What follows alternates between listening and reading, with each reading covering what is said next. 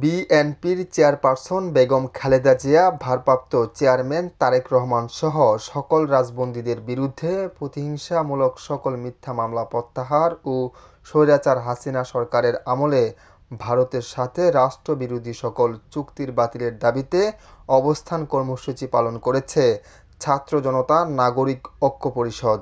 আজ বুধবার সকালে জাতীয় প্রেসক্লাবের সামনে সংগঠনটির আহ্বায়ক খলিলুর রহমানের সভাপতিত্বে ও যুগ্ম আহ্বায়ক নুরুল আমিনের সঞ্চালনায় অবস্থান কর্মসূচিতে উপস্থিত ছিলেন সাবেক চিফ হুইপ ও বিএনপির চেয়ারপারসনের উপদেষ্টা জৈনুল আবেদিন ফারুক, বিএনপির যুগ্ম মহাসচিব অ্যাডভোকেট আব্দুস সালাম আজাদ, 12 দলীয় জোটের মুখপাত্র রাশেদ খান প্রধান, বাংলাদেশ লেবার পার্টির চেয়ারম্যান লায়ন মোহাম্মদ ফারুক, গণ অধিকার পরিষদের একাংশ নেতা তারেক সহ বিভিন্ন স্তরের ব্যক্তিবর্গ এ সময় উপস্থিত ছিলেন।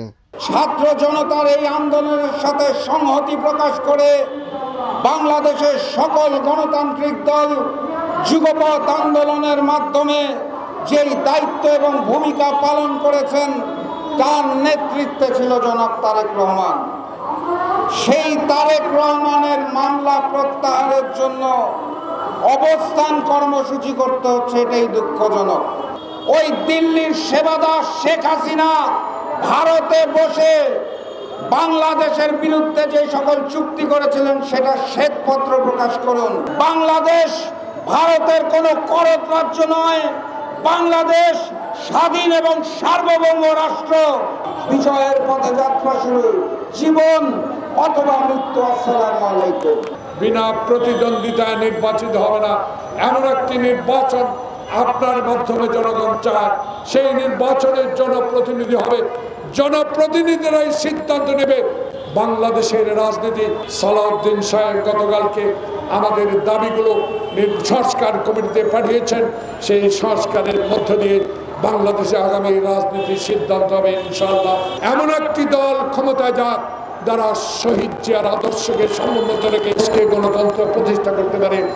যখন মানুষ তার সমস্ত অধিকার নিয়ে জনগণের পক্ষে একটি অধিকারের পক্ষে ঐক্যবদ্ধ হয়ে যায়, তখন আর স্বৈরাচারের পালিয়ে থাকার জায়গা যখন থাকে না, তখন পালিয়ে যেতে বাধ্য হয়। যেটা পালিয়েছে শেখ হাসিনা, খুনি শেখ হাসিনা।